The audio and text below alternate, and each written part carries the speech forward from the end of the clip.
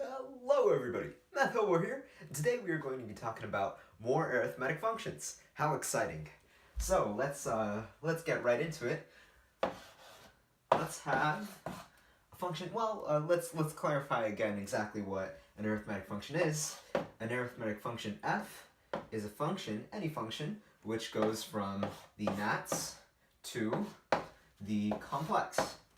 So now that that's clarified, we can get to talking about more arithmetic functions and continue the progress that we made in our previous video on this topic. So let's consider this function, omega of n, well, little omega of n, which is defined to be, we'll get into the definition later, but let's consider what is this n made of. And the fundamental theorem of arithmetic, coined by Euclid, said that, well, if you have any number n, it can be represented as the as some finite product of different primes exponentiated to varying powers. So we have p1 to the alpha 1, p2 to the alpha 2, dot, on and on to pk to the alpha k. So wonderful. Now, what this little omega function says is that let's take this prime factorization of our number n, our input n, and let's do something with it. Let's count up how many different prime factors there are, and let's forget about the exponents and let's simply count up how many distinct prime factors there are. So while that's just 1 to k, that is equal to k. So omega of n is equal to k when n is represented in this form. So quite simply, little omega of n is the number of distinct prime factors of n. So wonderful. Now that we have that covered, let's move on to the next arithmetic function in line, which is the big omega function. So big omega of n will be defined in a similar way, but it will be slightly different. So we'll have, again, n is equal to p1 to the alpha 1 times p2 to the alpha 2, dot, to pk to the alpha k. Wonderful. So now what this big omega function does is it says, well, let's count up how many prime factors n has, and let's actually include the multiplicity of these prime factors. So instead of saying, oh, well, I have 1, 2, and 3, 4, 5, all the way to k, so instead of saying I only have k prime factors, let's actually take into account the fact that they're exponentiated to some alpha sub I, whatever that I be. So what we'll do for this big omega function is we'll just take alpha 1 plus alpha 2 on and on plus alpha sub k. And what this gives us is it basically gives us the number of factors, number of prime factors accounted for the multiplicity of n. So written mathematically and a bit more concisely, this will look like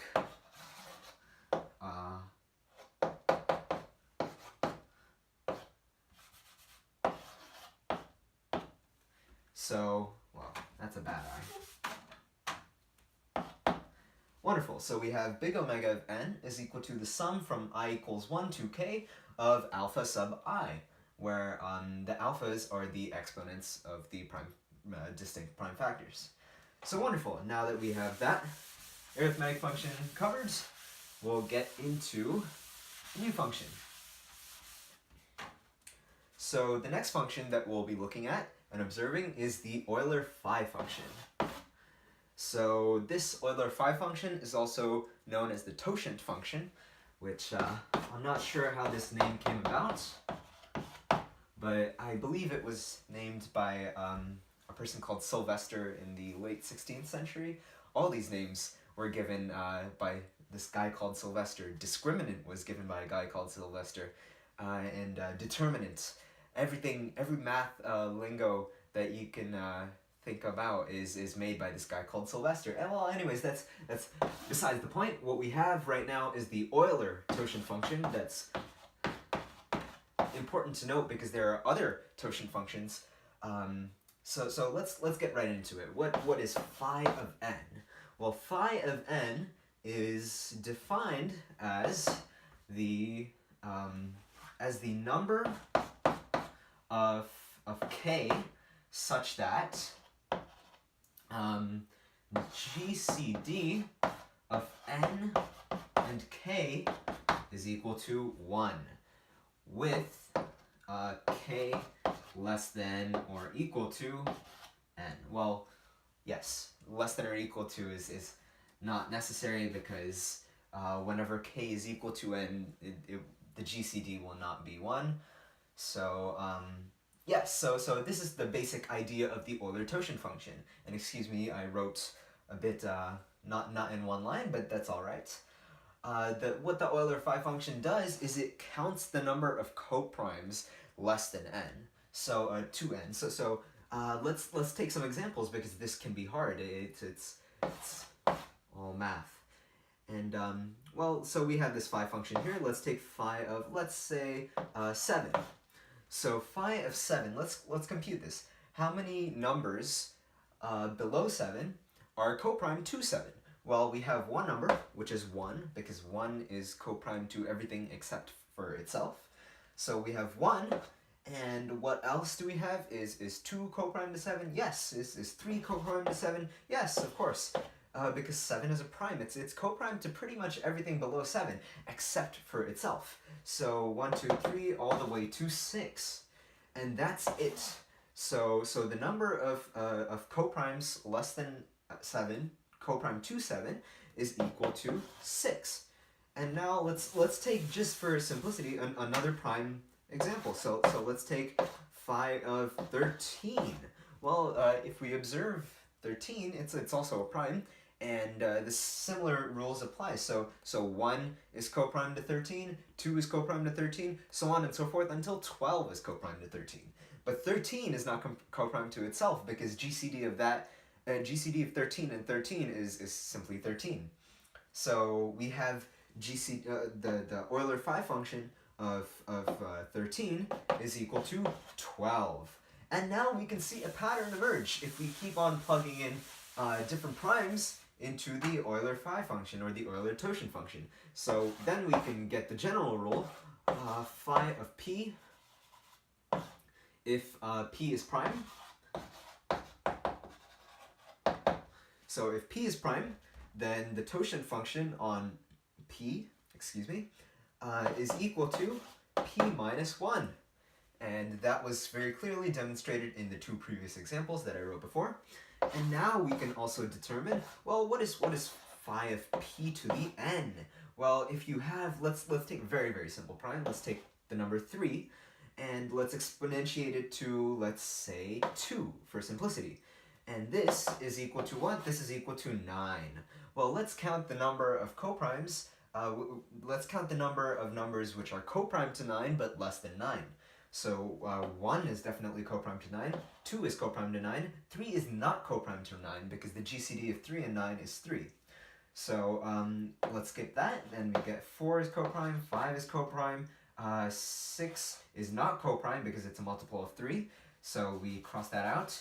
7 is coprime, and 8 is coprime. So if you see what we did was we took this prime power, and we basically tried to count the number of coprimes. And how much do we have? We have 1, 2, 3, 4, 5, 6. So what we can do is we can write this as, well, phi of p of n, phi of p to the n is equal to p to the n minus p to the n minus 1. So let's see if this works. Let's take a harder case. Let's take 3 to the power of 3, which is equal to 27. And let's count the number of coprimes to that. And let me erase my definition here, just to make it simple. Wonderful. So let's count the number of coprimes of 27. Well, we have 1, 2, let's skip 3, and 4, 5, but then we skip 6, and then 7, 8, but then we skip 9, and then 10, 11, but we skip 12, and 13, 14, 13, 14, but we skip 15, and then 16, 17, but we skip 18, and 19, 20, but we skip 21, 22, 23, but we skip 24, and 25, 26, but we skip 27. So what we have is 1 to 27 minus these exceptions. And how many exceptions do we have? 1, 2, 3, 4, 5, 6, 7, 8, and including 27, we have 9. So wonderful. What we have is 27 minus 9, which is exactly what our well, let me rewrite this, which is exactly what our closed form for totient of p to the n predicted, because we have p to the n minus p to the n minus 1. So wonderful. That is a general description of the Euler totient function, which is a very, very important function in analytic number theory. So let's get on to the next function, which is the Mobius function.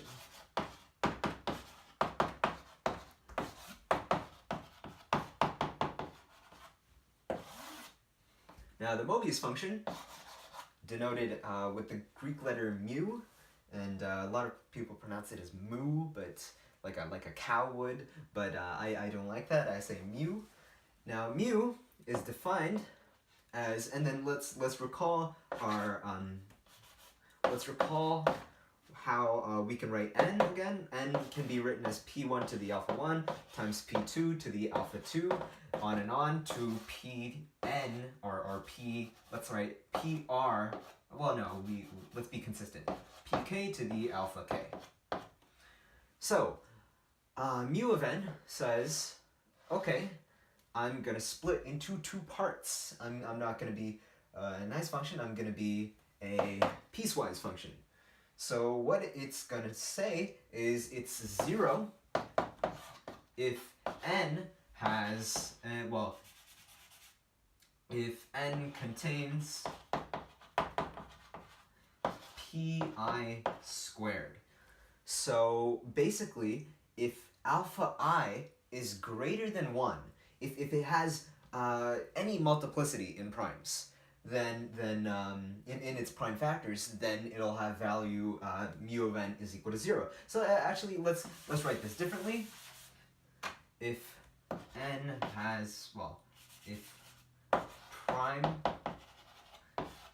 factors of n have multiplicity greater than 1. So that is the first condition, and let me write this back here.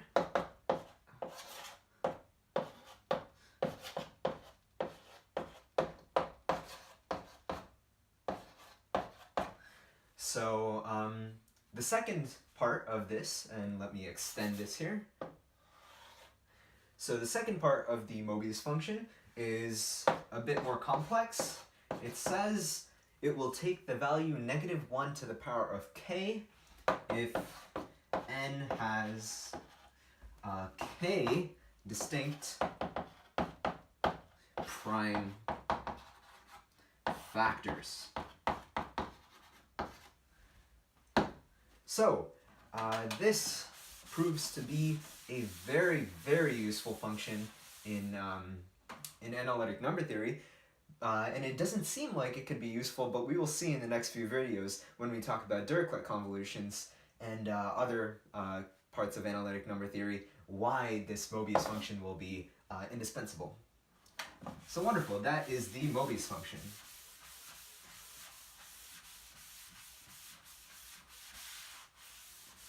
So now let's get into some Chebyshev functions.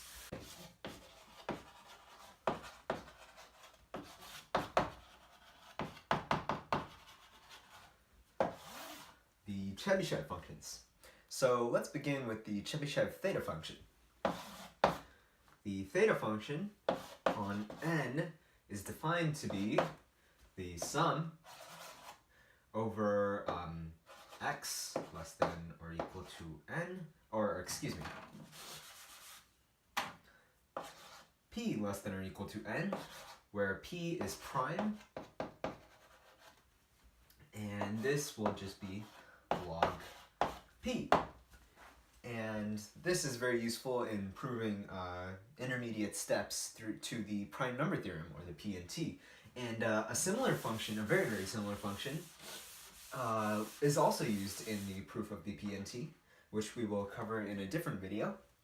So this is the Chebyshev psi function, which is psi of n is equal to, and we talked about this in the previous video, and there we defined it to be x less the sum over x less than or equal to n of lambda of x, where lambda of x, or capital lambda of x, is the von Mongol function, which takes values of log p, where x can be expressed as some prime factor to the power, some prime factor p to the power of n.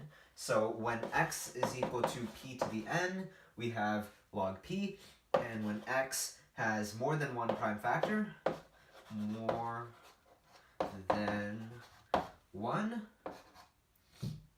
it goes to 0. So if x has more than one prime factor, our von Mongol function takes a value of 0. And if you think closely, you can actually write this psi function in a different way. You can write it as the sum over the primes to the power of k less than or equal to n, where p is prime. So p to the power of k less than or equal to n, p prime, and log of p. And this makes sense because lambda, or the von Mongol function, takes values log p and 0, and it takes 0 whenever x cannot be expressed as p to the power of k. So when it is p to the power of k, it's log p. So it makes sense that the von Mongol function only takes non-zero values, and therefore significant values, only when it is expressed as a prime power. So therefore we only sum over the prime powers, and we take log of that, and we have our psi function. And both these Chebyshev functions are indispensable to p and t proofs and other things in analytic number theory. Thank you very much.